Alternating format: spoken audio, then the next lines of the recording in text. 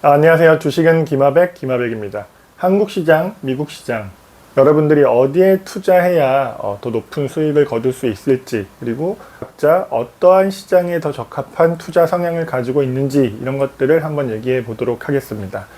일단 한동안 미국 시장은 전체적으로 S&P 지수나 나스닥으로 보면 끊임없이 우상향을 하고 있죠. 특히 안 좋은 기업들을 골라내고 제일 위에 있는 좋은 기업들이 지속적으로 상승하면서 미국 시장이 역시 자본주의의 어떤 끌고 가는 나라고, 그 기업들은 주주 환원에 대한 의지가 매우 강합니다. CEO들을 평가할 때도 그런 것들을 많이 보고요. 그렇다 보니까 한동안은 미국 시장에 먼저 투자를 하고 주식이라던가 ETF에서 안정적인 배당 수익까지 거두면서 많은 분들이 높은 수익을 거둬왔습니다.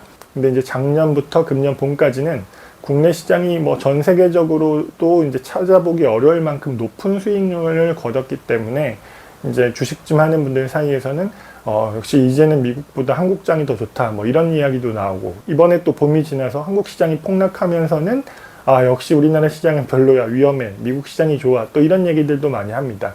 하지만 기본적으로는 두 나라의 어떤 시장, 특히 기업이 가지고 있는 특성이 다른 부분이 있기 때문에 그러한 일들이 발생한다고 생각을 합니다. 일단 여러분들이 기본적으로 알고 있는 미국의 어떤 큰 기업들은 전 세계적으로 어떤 제품과 서비스를 판매하는 B2C 기업의 형태가 많다고 생각을 합니다. 즉, 특정 기업이 어떤 제품이나 서비스를 만들어서 전 세계 사람들을 상대로 제품과 서비스를 팔게 되는 거죠.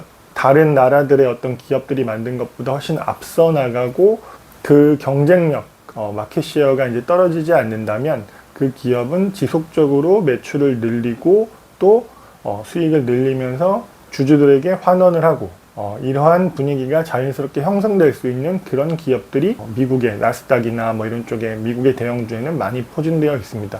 예를 들어 생각해보면 구글, 테슬라, 엔비디아, 이런 모든 기업들이 대부분 그러한 특징을 가지고 있는 거죠. 그러다 보니까 한번 전 세계적인 어떤 소비자를 상대로 인정을 받은 그런 제품 서비스를 파는 기업이라면 아주 큰 변동성을 보이지 않고 이런저런 경기라던가 특별한 코로나 이런 상황에서야 이제 오르락내리락 하겠지만, 기본적으로는 우리나라 시장보다 훨씬 어떤 주가의 변동폭이 낮고 배당도 꾸준하게 잘 주는 것이 이제 사실입니다.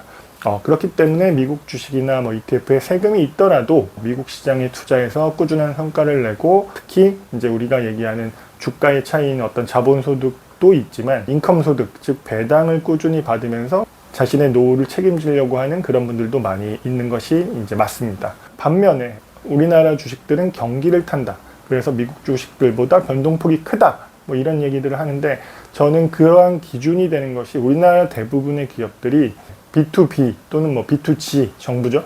이런 쪽에 더 초점이 맞춰져 있는 기업들이 더 많다고 생각을 합니다. 그렇기 때문에 이 기업들은 B2C를 하고 있는 어떤 미국 기업이라든가 이런 기업들의 끊임없이 부품이나 서비스를 공급을 해야 되는 것이고, 또 그러한 기업들에게 선택을 받기 위해서 끊임없이 노력해야 되고, 또 가격도 우리가 원하는 만큼 올리지 못하고 판매를 해야 되는 경우도 많이 생기는 기업들이 우리나라 시가총액 큰 기업들 중에 이제 많이 들어있는 거죠. 삼성전자 반도체 역시 생각해보면 지금은 AI 때문에 엄청 중요하다 이런 얘기를 하지만, 과거에는 2, 3년 사이클로 증설을 하고 다시 가격이 안정되고 빠지고 또 이러한 반복을 했던 업종이었던 거죠. 조선도 거의 10년, 15년 사이클로 배를 많이 만들어서 공급을 했다가 다시 성과가 빠졌다가 또 이번에 성과가 오르고 또 수요가 늘어나고 또 친환경 고부가 가치서는 우리나라가 잘한다 그래서 또 이번에 5배, 10배 올랐다가 또 이런 반등을 하고, 해운주도 그렇고, 우리 또 이번에 미국에서 전력이 필요하면서 우리나라의 그런 전력 관련 기업들이 오르는 것도 그렇고, 그 다음에 전기차 같은 경우도 전기차를 파는 거는 이제 B2C인데 우리나라 2차전지 기업들은 그런 전기차한테 배터리를 팔아야 되잖아요. 그러니까 그런 측면, 이런 모든 측면에서 우리나라의 어떤 기업 산업적인 특성이 B2B적인 성향을 가지고 있다는 거죠. 그러다 보니까 가격 결정력도 그렇고 어떤 마켓시어를 계속 유지하기 위해서 하는 정책들이 주가를 꾸준하게 계속 우상향시키기는 어려운 특성을 가지고 있는 부분이 있다는 것이죠. 하지만 이것이 또 장점이 있습니다. 뭐냐면 이 사이클을 공부하면, 즉 업종의 사이클을 공부하는 투자자라면 오히려 한 3년, 5년 정도 기간을 가지고 그 업종의 특정 기업이 올라갈 때 정말 한 5배, 10배, 20배까지도 한 번에 수익을 취할 수 있는 어떤 자본 수익의 변동성이 큰 어떤 그런 투자자로서 보면 또 하나의 어떤 큰 장점을 가지고 있는 것이 우리나라 시장인 거죠. 미국은 와, 어떻게 이런 걸 생각해내고 만들어내지라는 것을 해내는 나라다라고 하면, 우리나라는 와, 그 미국이라는 나라가 생각해내고 만들어낸 것들에게 가장 질 좋고 빠른 시간 안에 제품을 공급할 수 있는 제조업 플러스 첨단 기술력을 가지고 있는 그런 나라인 거죠. 우리나라의 어떤 주식들도 그러한 장점을 가지고 있기 때문에,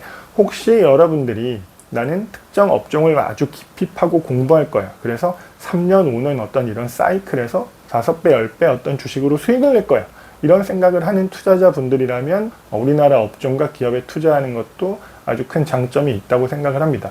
미국 주식 역시 이번엔 엔비디아, 그전에 테슬라, 그전엔 애플, 이런 식으로 어떠한 기술이나 제품이 확 올라갈 때는 큰 자본 수익을 주게 됩니다. 미국 주식이라고 해서 어떤 자본 수익이 적다는 개념보다는 그러한 자본 수익 플러스 인컴 수익이 더 강조되는 부분이 미국 시장이다. 따라서 나는 그런 부분이 더 좋다. 세금을 내더라도 그런 부분이 더 안정적이어서 좋다. 이렇게 생각하시는 분들은 미국 시장에 투자를 더 많이 하시면 될 것 같고, 하지만 또 반대로 우리나라도 이제 주주환원이나 이번에 삼성전자 하이닉스도 그랬지만 이런 목소리가 커지고 기업 분할도 잘 안 하고 이런 분위기가 됐기 때문에 이제 우리나라도 꽤 어떤 주주 자본주의가 자리 잡은 것 같고, 어떤 업종의 사이클을 공부하면서 그 업종 내에서 특정 기업이 10배 막 신누타라고 하죠. 그렇게 오르는 거를 난 수익으로 취하는 그런 투자 쪽에 좀 집중하고 싶어 라는 생각을 한다면 우리나라 국장에 투자하는 것이 좀 더 적합하지 않나, 이렇게 생각을 합니다.